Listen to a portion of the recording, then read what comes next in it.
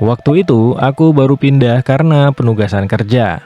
Pagi itu aku harus berangkat cepat jam 6.30.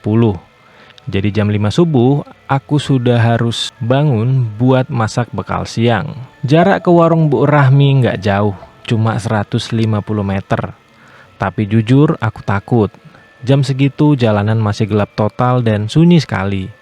Perasaanku agak tenang waktu ngeliat tetangga depan rumah, Bu Rati, ternyata sudah bangun dan lagi menyapu halaman. Syukurlah pikirku, berarti ada orang. Aku pun lanjut jalan ke warung. Waktu ngelewatin dia, aku coba ramah. Cari udara segar nih Bu Rati pagi-pagi, sapaku. Tapi dia diam aja, cuma ngeliatin aku dengan tatapan datar. Di situ aku langsung ngerasa kesel. Kita udah ramah, sapa sopan, kok balasannya cuma tatapan sinis begitu. Kayak lagi nggak seneng sama aku. Sampai di warung Bu Rahmi, aku sibuk milihi bahan masakan. Nggak lama, ada tetangga lain datang belanja dan nanyain kabar tentang Bu Rati. Bu Rahmi, Bu Rati mana ya? Kok udah jarang nampak? Tanya si ibu. Bu Rahmi jawab, oh, Bu Rati dibawa anaknya ke kampung. Kan dia sakit. Jadi diurus sama anaknya yang besar di sana. Aku langsung loading. Pikirku, barusan tadi Bu Ratih nyapu halaman di depan rumahnya. Apa aku salah lihat ya? Sebenarnya aku mau nyambungin ceritanya. Kalau Bu Rati itu udah balik, karena aku tadi ketemu, cuma males aja. Karena takut nanti jadi lama. Dan aku masih kesel juga sama Bu Rati. Apalagi aku juga mau pergi cepat. Ya udah, selesai belanja, aku pun jalan balik ke rumah. Aku pun ketemu Bu Ratih lagi.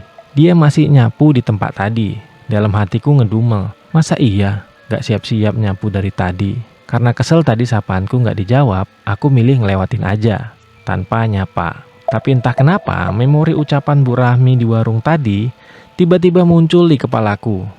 Mataku secara refleks melirik ke arah pintu rumahnya. Gemboknya terkunci dari luar. Kekesalanku langsung hilang, berubah jadi ketakutan.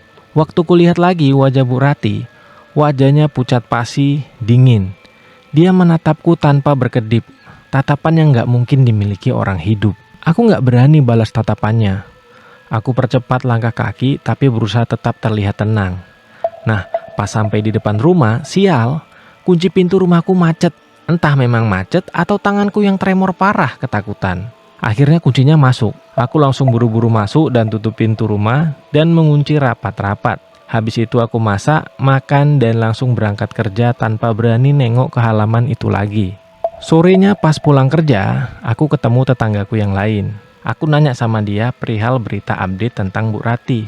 Nah, ternyata tetanggaku itu dapat info. Jadi tadi malam keadaan Bu Rati itu memburuk dan dia dilarikan ke rumah sakit. Dan sekarang Bu Rati dalam keadaan koma. Sudah lama, sekarang aku sudah tidak lagi tinggal di sana. Aku sempat mengenal Bu Rati. Beliau orang yang baik. Harapanku semoga Bu Rati bisa melewati masa kritisnya.